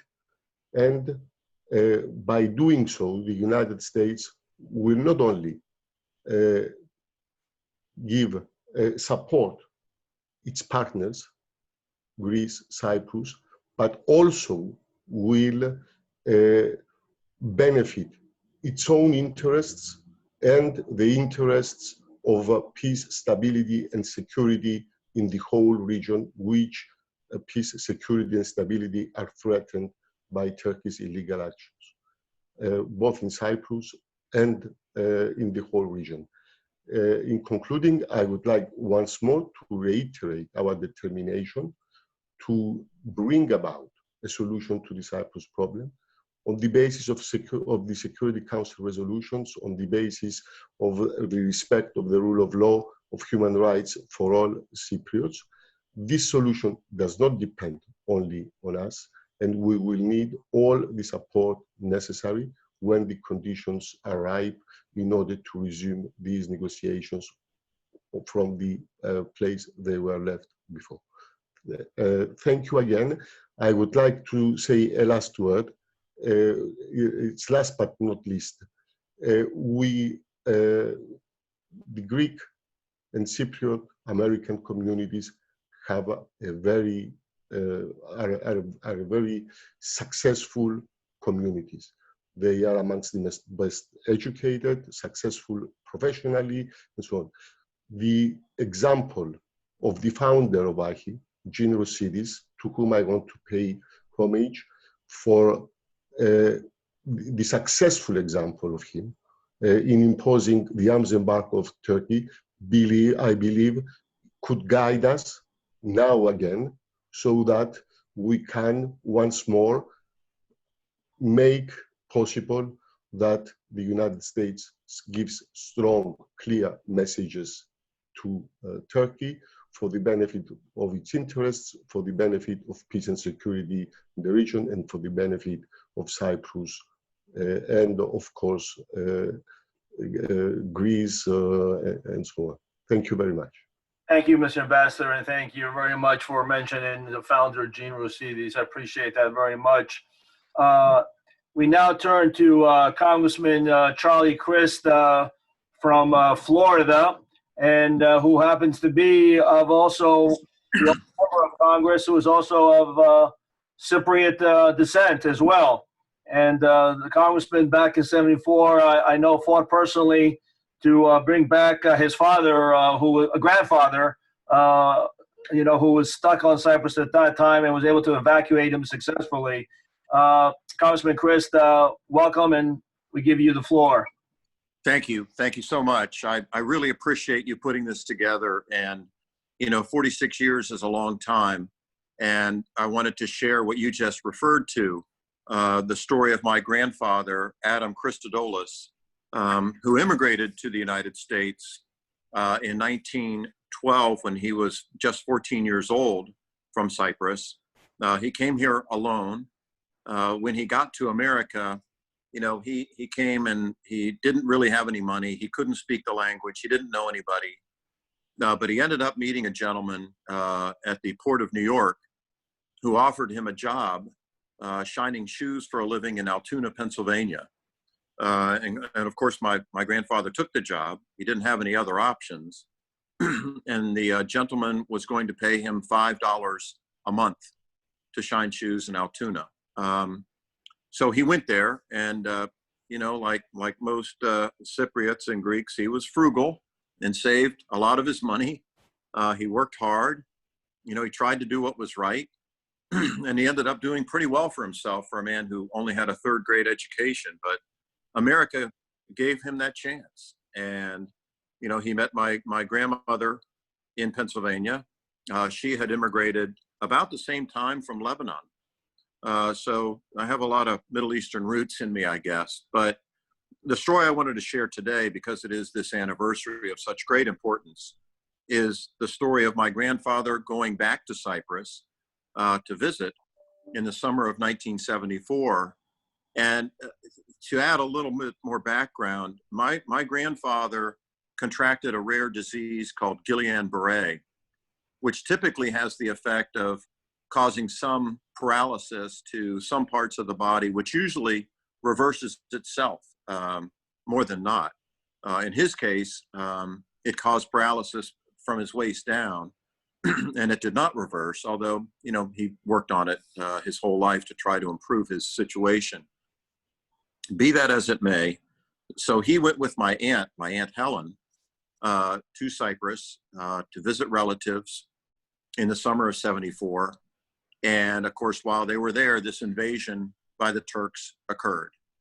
And they had a very difficult time getting around. I can remember watching it on the news with my father in our home in St. Petersburg, Florida, which I now represent in Congress. And that's a great honor for me and privilege, really. But we saw it on the news and obviously had no idea how my grandfather and my aunt were faring in the face of this invasion. And so, and he was from Gastria, which is in the northern part of Cyprus. Most of you probably are aware of that, and which is now, you know, occupied by the Turks and has been ever since. But my dad said, well, we ought to call our congressman. His name was Bill Young. And my father, who was a doctor, family doctor, he was Bill Young's personal family doctor. So we got through to the congressman's office in Pinellas County and said, you know, this is my dad speaking. He said, my father and my sister were visiting Cyprus. This invasion has occurred and we have no idea what has happened to them. And could you please try to find out? And about an hour and a half later, the phone rang at our home and it was Congressman Bill Young. And he was calling to tell us that my grandfather and my aunt were okay and that they had been rescued from the island by the 7th Fleet, the United States 7th Fleet, and obviously made us very happy. And so this day means a lot to me. And I think about it every year and what my grandfather went through to become an American. You know, shortly after he got to America, he joined the United States Army. It was for World War I.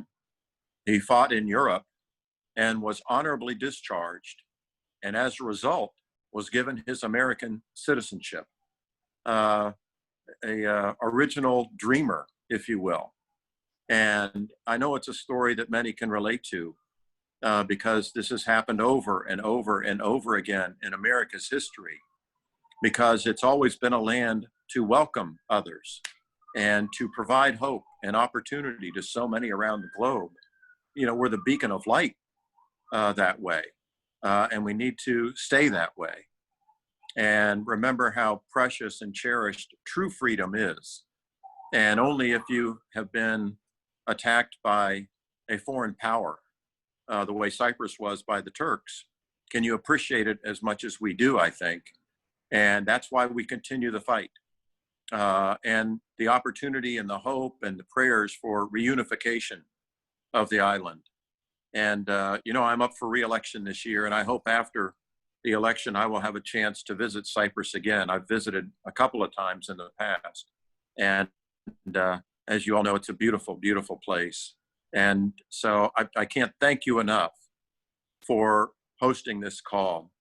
You know, in this day of COVID, this is how we communicate many times. But God bless you for what you're doing. Thank you so much. And whatever I can do personally to be of help in the Congress, I think I'm the only Greek Cypriot in the Congress right now. And I'm honored by that and will carry the torch as far as I can. Well, thank you very much. I know there's at least one other member, one other potential person who's running for Congress who's of Cypriot background. Yes.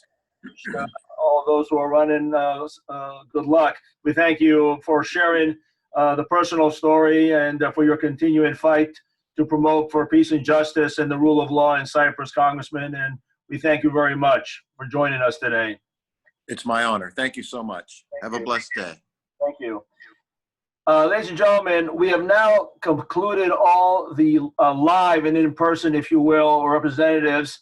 We are now going to go as quickly as we possibly can. We have two video from one, which we will begin with, is Congresswoman Judy Chu from California, which I will ask our producer, Emily Pantis, to cue up at this time.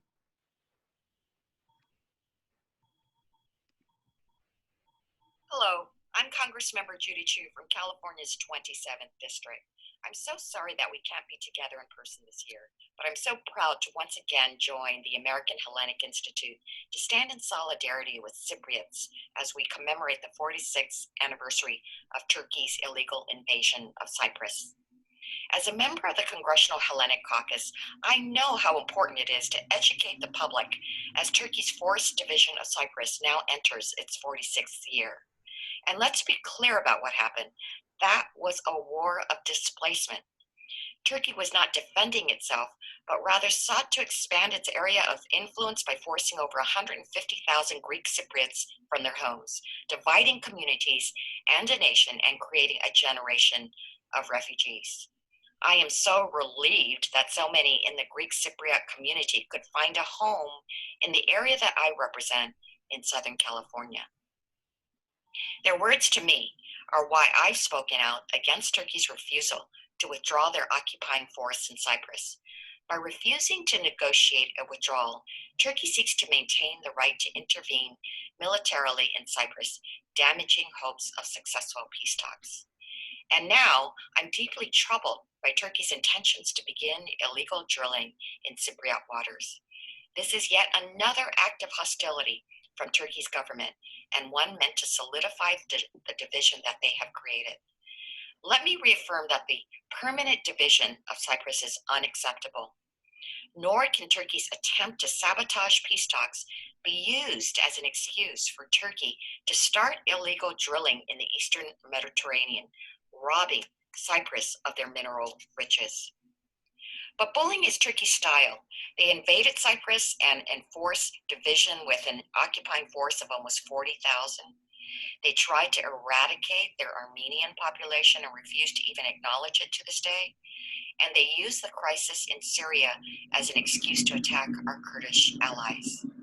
Well, I believe there must be consequences, which is why last year I voted for H.R. 4695, a bill to apply targeted sanctions to members of Turkey's leadership guilty of crimes like human rights abuses. And I'm so pleased that this bill passed the House of Representatives by an overwhelming vote of 403 to 16. But what we really want to see is peace. I want a Turkey that is willing to work with the U.S. to correct the pain caused by their actions. And the best way to do that is through diplomacy and the rule of law. That must mean adhering to the various UN resolutions, including a reduction in the Turkish military force, easing restrictions on foreign visitors, and crucially, reaching a settlement on the property that the over 150,000 Greek Cypriots were forced to abandon. These are people's homes, possessions, and memories, and their rights to those properties do not disappear because Turkey says so. So while Turkey's bad behavior on the international stage continues, so must our commitment to diplomacy and peace. We cannot give up on a peaceful settlement in Cyprus, and you can count on me to work towards this goal. Thank you again. We thank Congresswoman Chu for sending in that video and for a very excellent message. At this time, I'd like to go to a statement which will be read by our Director of Legislative Affairs, Elias Yarasoulis, who's doing a tremendous job for the American Hellenic Institute in his outreach on Capitol Hill and meetings with congressional offices. Elias, why don't you go ahead and please read Congressman Rutherford's statement. Thank you very much, Nick. So the statement that I'm about to read is from Congressman John Rutherford. He represents the 4th District in Florida. He's on the Committee on Homeland Security and the Committee on Veterans Affairs. And he's also a great example of the importance of community engagement. I've learned from both the congressman and his staff that he first became educated on Hellenic issues by his Greek American friends. And as a result of those personal interactions, has become an advocate for stronger U.S.-Cyprus, U.S.-Greek relations in Congress. So without further ado, I will now read the statement from Congressman Rutherford. Thank you to the American Hellenic Institute for hosting this event commemorating the 46th anniversary of Turkey's illegal invasion of Cyprus. While we are unable to meet in person because of COVID-19, I appreciate the opportunity to share my thoughts with all of you. Turkey, under the leadership of President Erdogan, continues to demonstrate aggressive behavior, garnering the world's attention and concern, from jailing of journalists and silencing of political dissidents, to converting the Hagia Sophia from a world-renowned museum into a mosque. Turkey is a nation currently incapable of acting in the best interests of international peace and cooperation. However, I am proud that these shared goals exist in the existing partnership among the United States, Greece, Cyprus, and Israel. The need for stronger partnership in this dangerous region is clear and pressing. I have been a continuous supporter of the United States alliance with our Eastern Mediterranean partners and remain steadfast in doing so. I am proud to co-sponsor HR 4692, the Countering Turkish Aggression Act of 2019, which would direct the president to impose sanctions related to Turkey for their ongoing aggressions. It is in the national security interests of the U.S. and our regional partners to promote and achieve and maintain energy security throughout the region. We can achieve these goals and preserve stability, international cooperation, and safety for generations to come. I would also like to extend my thanks to those who have joined today, the countless employees who work behind the scenes at AHI, and my colleagues in Congress offering their support. We all play an integral role in maintaining the strong relationship between the U.S. and its Eastern allies. Thank you again for your invitation today, and I look forward to our continued work ahead. Stay safe and well during this particularly difficult time. Sincerely, Congressman Rutherford. Thank you, Elias. And now we'll go to our final video, and that's going to be Representative Donald Payne Jr. And if I can ask Emily Pantis to please cue it up.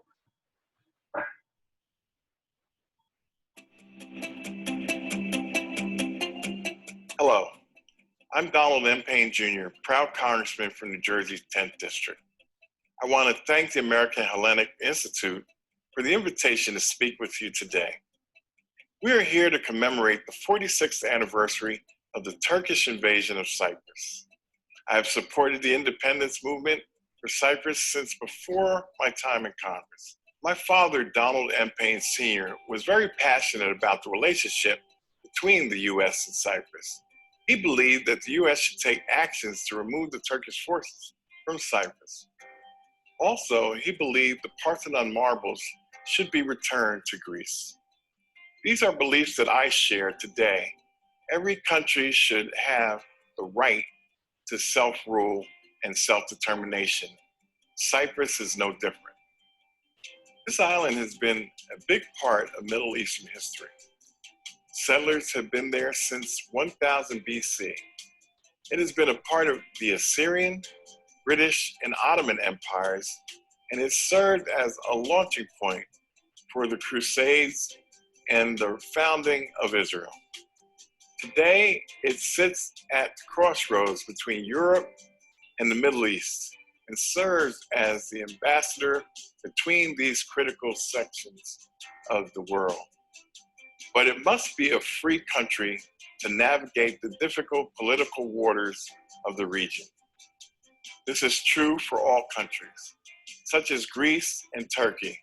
Unfortunately, Turkey has strayed from the path of democracy lately, and it needs to rededicate to free speech, free elections, and human rights soon to avoid conflicts in the region.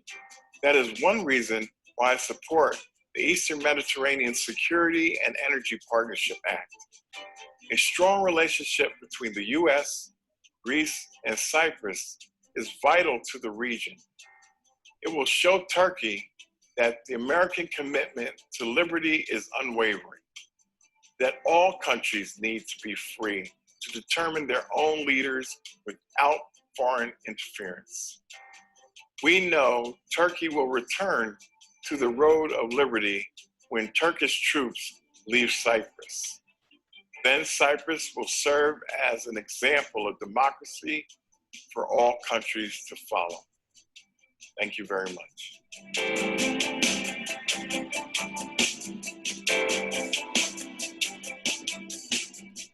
Well, we certainly thank the Congressman for sending that interactive video message in as well. And I don't know about you, Mr. Ambassador, but looking at those pictures there, I'm ready to go. I'm ready to go for a swim and to enjoy the wonderful hospitality of Cyprus.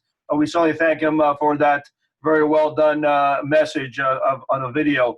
This is going to be our last official statement from Congress, and it's none other than Senator Bob Menendez from New Jersey. Again, a man who needs no introduction. Elias, I throw it back to you. Thank you. Thank you very much. As Mr. Largakis has stated, Senator Menendez needs no introduction because he has been such a promoter of the U.S.-Cyprus relationship throughout his tenure in Congress, and he's currently in a strong position to continue to advocate for those positions as the ranking member on the Committee of Foreign Relations. He's also on the Committee of Finance and the Committee on Banking, Housing, and Urban Development. And so without further ado, I will now read the statement from Senator Menendez. Thank you for inviting me to participate in the American Hellenic Institute's annual commemoration of the sad day, the 46th anniversary of Turkey's illegal invasion of Cyprus. I especially want to thank AHI President Nick Largakis for his leadership of the organization. Throughout my career, I've been proud to work with AHI to improve U.S.-Cyprus relations and to stand up to Turkish aggression. Today, we remember not only Turkey's illegal military invasion of Cyprus from 46 years ago, but also its violations of Cyprus's sovereignty that continue throughout this day. When Turkey invaded Cyprus, more than 150,000 Greek Cypriots were driven from their homes and thousands were killed. I join you in praying for their families who lost loved ones and for those who cannot yet return to their ancestral homeland. Turkey's interference still impedes progress for peace. I've always believed that if not for Turkey's meddling, the two communities could negotiate a durable peace and move towards a more prosperous future. Unfortunately, Turkey's illegal occupation remains the source of instability on the island. Its disgraceful behavior in Varosha as it lays the groundwork for economic exploitation of the area. Its effort to change the demographics of Cyprus by sending Turkish citizens to settle in the north. Its illegal exploration in the Cypriot exclusive economic zone. This illegal drilling is unacceptable, and the United States must stand firmly against Turkish aggression and defend Cyprus's right to explore for energy in its own waters. The EU did the right thing in imposing sanctions on Turkey for these violations. The US should follow suit in solidarity with Nicosia. These things are happening today, 46 years after brutal invasion, and are simply unacceptable. Strengthening US-Cyprus ties more broadly is also the key to peace and prosperity throughout the Eastern Mediterranean. That's why last year I introduced the Eastern Mediterranean Security and Energy Partnership Act to enhance US security and energy cooperation in the region. Now that the East Med Act is law, implementing its provisions has been a major focus of mine. Earlier this month, US Embassy in Nicosia announced that next year Cyprus will begin receiving international military education and training assistance that we authorize in the East Med Act. This represents a historic development in US-Cyprus security cooperation. In recognizing Nicosia's ongoing development of the energy resources in its exclusive economic zone, the East Med Act also authorizes the creation of a U.S. Eastern Mediterranean Energy Center to facilitate energy cooperation between the U.S., Greece, Cyprus, and Israel. This energy center must get up and running as soon as possible, and I will work with the State Department and government agencies across, as well as governments across the region to ensure that this becomes a reality. At every turn, Turkey seeks to impede Cyprus's peace and prosperity. This terrible pattern must not continue. Turkey is not a partner. Turkey is not an ally. And the sooner that all of the U.S. government comes to that realization, the safer we will be. I am committed to doing everything I can to make sure the U.S. plays a positive role in supporting Cyprus's development and its sovereignty. I am honored to partner with all of you and to make this happen. Thank you for your commitment to memorializing the past and to working towards a better future. Senator Menendez. Thank you, Elias, and we certainly thank Senator Menendez for taking the time to send us that very succinct and very poignant and proper message regarding the developments that we're discussing today. I'd like to turn to Nick Ramos. We're almost there. Give us just a little bit more patience, ladies and gentlemen, but Nick has been with us now for almost 2 hours, and I want him to say at least a closing comment as to your thoughts, Nick. You've been with the Institute almost since its inception in 1974 in different capacities. You've served so many years as our board of directors and our lead legal counsel, and really a great mind regarding the legal issues as it relate to the Eastern Mediterranean. And I'd just like to have you just say some closing comments from your perspective. Well, as AHI has done since Gene founded AHI, the concerns of the Institute are the relations of the U.S. with the countries in the Eastern Mediterranean, particularly Greece, Cyprus, and Israel. And our foreign policy succeeds when it is based on the rule of law, and when it has a humanitarian and proper context. In a recent interview, Nick, you had with the Hellenic News, one of the questions was, what has been the U.S. attitude towards the rule of law in this area? And what we did was we just listed out every law that Turkey violates. And I think we ran out of room. This institute has always, since the day one, has always pleaded, cajoled, advocated, educated with Congress and successive administrations on the rule of law and the violation of these laws. And that's what AHI will continue to do. Thank you, Nick. Any final comment before I close, Mr. Ambassador? Sorry, I'm muting. So I mean, once again, to thank you for organizing this event, even virtually. I think it gave the messages that were needed to be given in a very succinct and a very good way. And I'm grateful for all your support and your assistance. I hope that instead of commemorating the invasion, we might be in a position in the near future to commemorate more positive events without forgetting the past, but building the future. So thank you again, and I look forward to continuing our cooperation.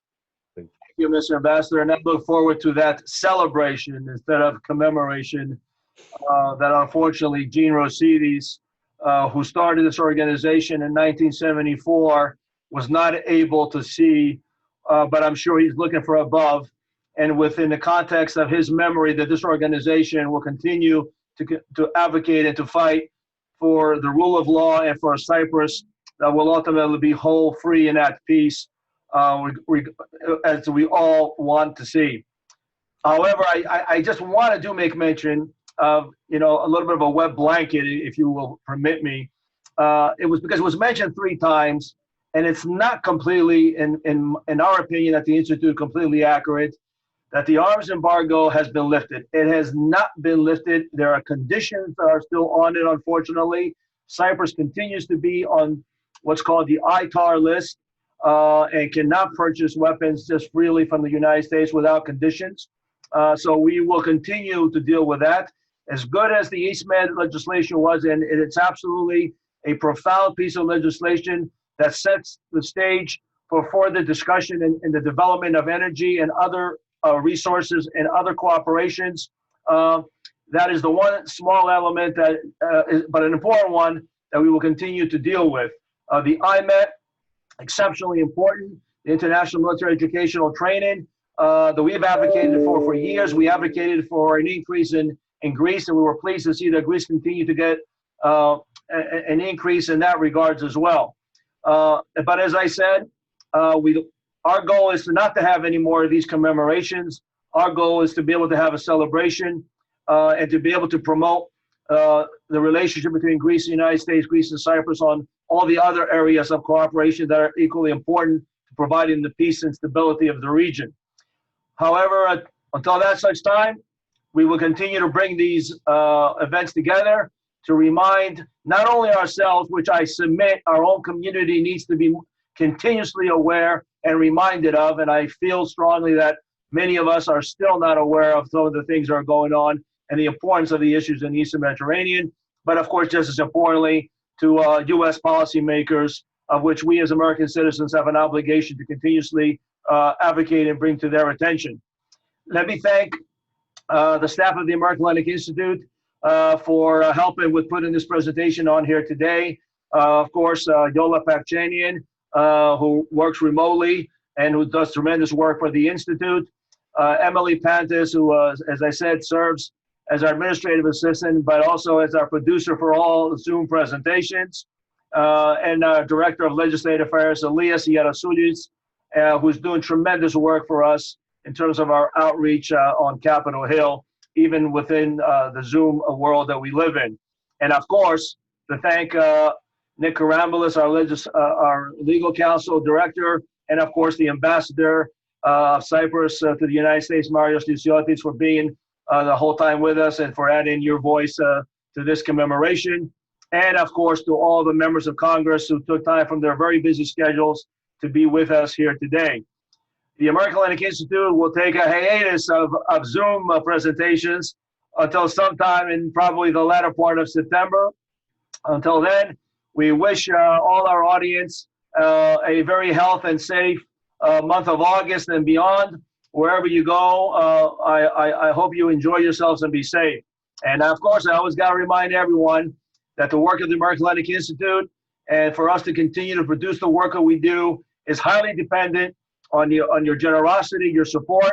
So please consider becoming a member or donating to the American Hellenic Institute by going on our website, ahiworld.org.